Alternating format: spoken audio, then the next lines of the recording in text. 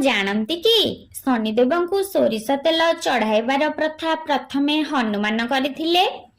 ତ୍ରେତୟା ଯୁଗର କଥା, ଯେତେବେଳେ ରାବଣ ସମସ୍ତ ଗ୍ରହଙ୍କୁ ବନ୍ଦୀ କରି ରଖିଥିଲେ, ଯେପରିକି ତାଙ୍କର ପୁତ୍ର ମେଘନାଦ ଅଜୟ ହୋଇପାରିବେ।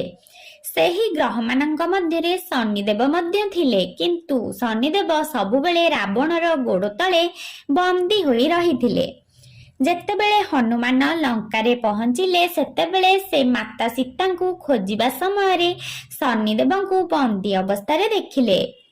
ହନୁମାନ ରାବଣଙ୍କର ସମସ୍ତ ମାୟାଜାଲକୁ ନଷ୍ଟ କରି ଶନିଦେବଙ୍କୁ ମୁକ୍ତ କରିଥିଲେ, କିନ୍ତୁ ଶନିଦେବ ଶରୀର କ୍ଷତାକ୍ତ ହୋଇଯାଇଥିଲା। ସେତେବେଳେ ହନୁମାନ ଶନିଦେବଙ୍କ ଘାକୁ ଦେଖିଲେ ଓ ଯେଉଁ ଯେଉଁ ସ୍ଥାନରେ ପୀଡ଼ା ଥିଲା ସେଠାରେ ହନୁମାନ ନିଜ ହାତରେ ସୋରିଷ ତେଲ ଲଗାଇଲେ। ତାପରେ ହେଲା ଚମତ୍କାର। ଶନିଦେବଙ୍କ ଘା ଭଲ ହେବାକୁ ଲାଗିଲା, ପୀଡ଼ା ଚାଲିଗଲା ଓ ତାଙ୍କ ମୁହଁରେ ପ୍ରଥମ ଥର ଶାନ୍ତି ଦେଖାଦେଲା। ସେତେବେଳେ ଶନିଦେବ ଖୁସି ହୋଇ କହିଲେ, ହେ ପବନ ପୁତ୍ର ବୀର ହନୁମାନ, ଆଜିଠାରୁ ଯିଏ ବି ତୁମର ଭକ୍ତ ହେବ ତାଙ୍କୁ ମୋର ଅଶୁଭ ଦୃଷ୍ଟି କଷ୍ଟ ଦେବ ନାହିଁ।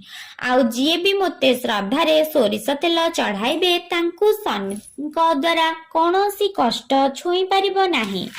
ଆଉ ସେବେଠାରୁ ଶନିଦେବଙ୍କୁ ସୋରିଷ ତେଲ ଚଢାଇବାର ପରମ୍ପରା ଆରମ୍ଭ ହେଲା। ओम शम शनिश्चराय नमः। जय वीर हनुमान की जय।